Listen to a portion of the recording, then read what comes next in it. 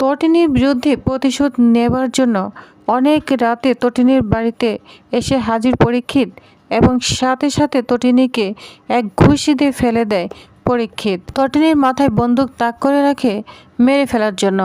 তখনই হাজির হয় পরশুরাম। পরশুরাম তাকে বাঁচিয়ে নেয়। হ্যাপি রিভার 70 দেখা যাবে আজকের পর্বে। বিস্তারিত জানতে ভিডিওতে একটি লাইক দিয়ে চ্যানেলটি সাবস্ক্রাইব করে সম্পূর্ণ ভিডিওটি দেখতে থাকুন। গল্পের শুরুতেই আমরা দেখতে পাবো তটিনীর চোখে তো অনেক রাগ রয়েছে। পরীক্ষিতকে মারতে মারতে শায়েস্তা করে ফেলেছে, তবু যেন তটিনীর রাগ কিছুতেই যাচ্ছে না। সাংবাদিকদের সামনে দাঁড়িয়ে গর্জে উঠে বলতে থাকে, এটাই হলো আমার সাথে সম্পর্ক। আর শুনুন, আমি আমার স্বামীকে অনেক ভালোবাসি। আমি আমার স্বামীকে খুন করিনি আমি আমার স্বামীকে খুন। আর এটাই হবে হেডলাইন, বুঝতে পেরেছেন? এটাই হবে হেডলাইন যে আমি আমার স্বামীকে খুন করিনি। এটা হেডলাইন করবেন যে আমি পথভ্রষ্টা। আমার চরিত্র নিয়ে কোনো রকম কটাক্ষ করবেন না। সমাজের নারীদের মর্যাদা দিতে শিখুন। ওদের নিয়ে নানা রকম অকারণে গল্প বানাবেন না। গল্প বানানো বন্ধ করুন। আর একটা কথা, কোনো নারী বা পুরুষকে নিয়ে সোশ্যাল মিডিয়ার বদনাম রটাবেন না। হতে পারে এতে আপনাদের ভিউ বাড়বে, কিন্তু তাদের জীবন শেষ হয়ে যেতে পারে, বরবাদ হয়ে যেতে পারে। এই কথাটা মাথায় রাখবেন। এরপর কর্ণ চ্যাটার্জির দিকে তাকিয়ে বলে, mister Karna Chatterjee, thank you আমাকে এই সুযোগটা করে দেওয়ার জন্য। আজ আমি সবার সামনে নিজেকে নির্দোষ প্রমাণ করতে পেরেছি। আমি প্রমাণ করতে পেরেছি যে এই লোকটার সাথে আমার কোনো সম্পর্ক নেই। এই লোকটা বিবাহিত, এক সন্তানের পিতা।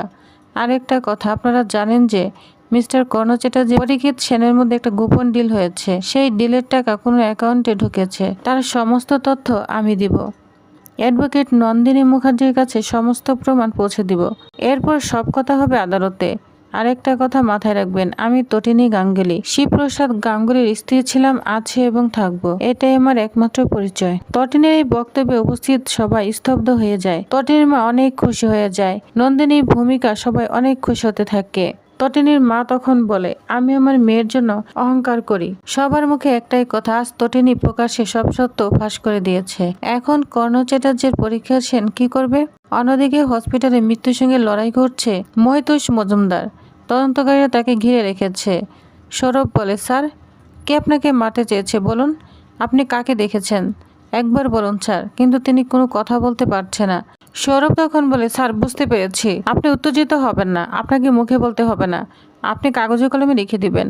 তখন সৌরভ অতনুকে বলে, যাও খাতা কলম নিয়ে আসো। এরপর খাতা কলম নিয়ে আসে অতনু তখন অফিসারের হাতে তুলে দেয়। অফিসার কলমটা নিয়ে কাঁপতে থাকে, তার লেখার শক্তিটুকু যেন নেই।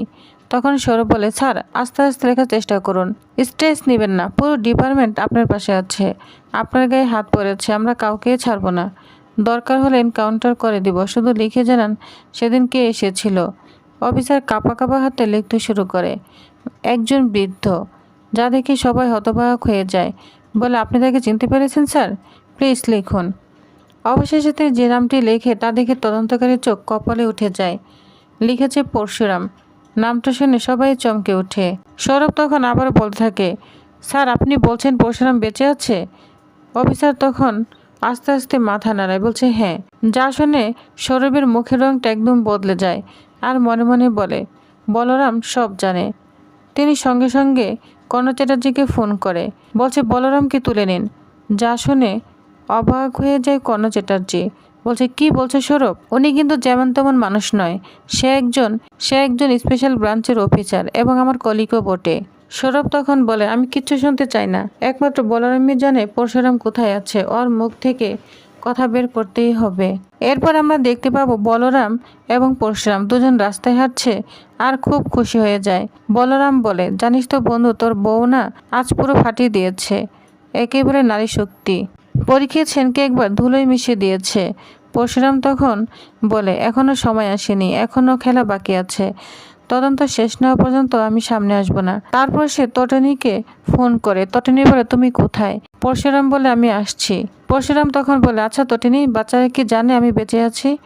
তটিনী বলে, না, ওরা এখনো জানে না, কিন্তু ওরা কষ্ট পাচ্ছে। পরশুরাম বলে, আমাকে আর 2-3টে সময় দাও, তারপর আমি নিজেই ধরা দিব। এরপরে বলরামের কপালে নিয়ে আসছে কঠিন বিপদ। তাকে কয়েকজন গুন্ডারা ঘিরে ধরে বলরামকে মারতে থাকে, কিন্তু বলরাম তাদের সবার সঙ্গে পেরে ওঠে না। গুন্ডাগুলো তাকে অনেক মারতে থাকে, মারতে মারতে একদম মাটিতে শুয়ে ফেলে। তখন কয়েকজন গুন্ডা তাকে বলতে থাকে, বল পরশুরাম কোথায়? বলরাম তখন বলে, আমার মুখ থেকে কিছুতেই কথা বের করতে পারবি না। একের পর এক আর অত্যাচার চালাতে থাকে, বল নইলে কিন্তু তোকে লাশ ফেলে দিব। বলরাম তবু নীরব। ঠিক তখনই অন্ধকারের মধ্যে একটি পরিচিত কণ্ঠ ভেসে আসে, বলছে, তোদের বাপ এখানে আছে। সবাই ঘুরে তাকায়, সামনে দাঁড়িয়ে আছে পরশুরাম। এর মধ্যে পরিস্থিতি পাল্টে যায়। সে সমস্ত গুন্ডাদের হাত থেকে বলরামকে উদ্ধার করে নেয়। বলছে, কিরে বন্ধু, তুই ঠিক আছিস তো? এত কিছুর পরও তুই কেন মুখ খুলিসনি? তখন বলরাম বলে, তুই আমার বন্ধু, তুই আমার ভাই, তুই সব, তোর জন্য আমি সব করতে পারি। আর আমি একা, আমি মরে গেলে কি হবে? তোর তো একটা পরিবার রয়েছে। তখন পরশুরাম বলে, আমার আসবে যাবে। এই বলে একটা পিস্তল হাতে ধরিয়ে দে বলরাম, বলে, ধর এই পিস্তলটা, ধর, ওদের শ্যুট করে দে, শ্যুট করে প্রতিশোধ নে। তখনই বলরাম পিস্তল নিয়ে দুজন গুন্ডাকে শ্যুট করে দেয় এবং তাদেরকে মেরে ফেলে। তখন খুশি হয়ে যায় বলরাম এবং পরশুরাম। দুই বন্ধু দুদিকে চলে যায়। এদিকে তটিনী তার স্বামীর অপেক্ষায় আছে, বাচ্চাদের ঘুম পাড়াচ্ছে, ঘুম পাড়িয়ে গান গেয়ে। দুই বাচ্চা গান শুনতে শুনতে ঘুমিয়ে যায়। এরপর তটিনী তার স্বামীর অপেক্ষায় রয়েছে, ফোন করে বলছে, তুমি কোথায়? বাচ্চারা ঘুমিয়ে গিয়েছে, তাড়াতাড়ি চলে এসো। তখন পরশুরাম মজা করতে থাকে, বলছে, হ্যাঁ আসবো তো, প্রেম করতে। যা শুনে লজ্জা পায় তটিনী, বলছে, হ্যাঁ হ্যাঁ অবশ্যই আসবে। জানো তো, সে বিয়ের আগের মতোই লাগছে। বিয়ের এত বছর পার হয়ে গিয়েছে, তবু না আমার খুব এক্সাইটেড লাগছে। I love you my darling. পরশুরামও বলে, I love you too darling. আমি আসছি, এখনই আসছি, আর আমি বেঁচে আছি তোমারই অনুপ্রেরণায়। তখন তটিনী অনেক খুশি হয়ে যায়। এরপর ফোন রেখে দেয়, তার স্বামীর অপেক্ষা করতে থাকে। এদিকে রাত গভীর হতে থাকে, তটিনী অপেক্ষা করছে তার স্বামীর জন্য। এদিকে বাচ্চাদের গান গিয়ে ঘুম পাড়িয়েছে তটিনী। তখনই কলিং বেল বেজে ওঠে আর বলে, আমার স্বামী এসেছে। এরপর মনের আনন্দ নিয়ে দরজা খুলতে যায় তটিনী। হঠাৎ অন্ধকার থেকে বেরিয়ে এলো পরীক্ষিত সেন। তার চোখে প্রতিশোধের আগুন। সাথে সাথে তটিনীকে একটা ঘুষি মারে। তটিনী চিৎকার করে মাটিতে পড়ে যায়। পরীক্ষিত তখন এসে বলে, কি ভেবেছিলে প্রেসের সামনে আমাকে অপমান করে পার পেয়ে যাবে? সোশ্যাল মিডিয়ায় সবাই আমাকে নিয়ে হাসছে, আমাকে অপরাধী বানিয়ে দিয়েছ। সে বন্দুক তাক করে ধরে তটিনীর মাথায়, বলছে, আজ তোকে কিছুতেই ছাড়বো না। তটিনী সামনে এসে দাঁড়ায়। এরপর পরীক্ষিতকে একদম চর মারে তটিনী। তারপর গুন্ডারা চারিপাশে ঘিরে ধরে।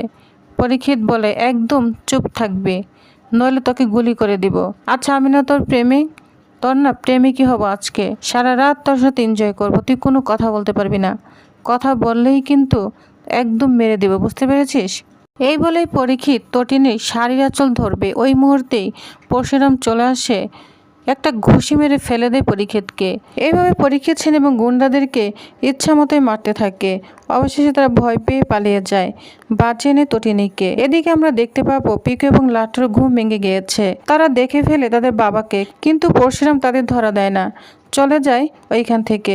তখন পিকু এবং লাট্টু বলে, বলো না মা, ওই লোকটা কে, এখানে কেন এসেছিল? তটিনী কোনো উত্তর দেয় না, চুপ করে থাকে। অবাক হয়ে যায় পিকু এবং লাট্টু। তো টিউবার্স, তাহলে আজকের আপডেটটি কেমন লেগেছে অবশ্যই কমেন্ট করে জানাবেন। নেক্সট আপডেটটি জানতে অবশ্যই আমার সাথেই থাকুন। ধন্যবাদ।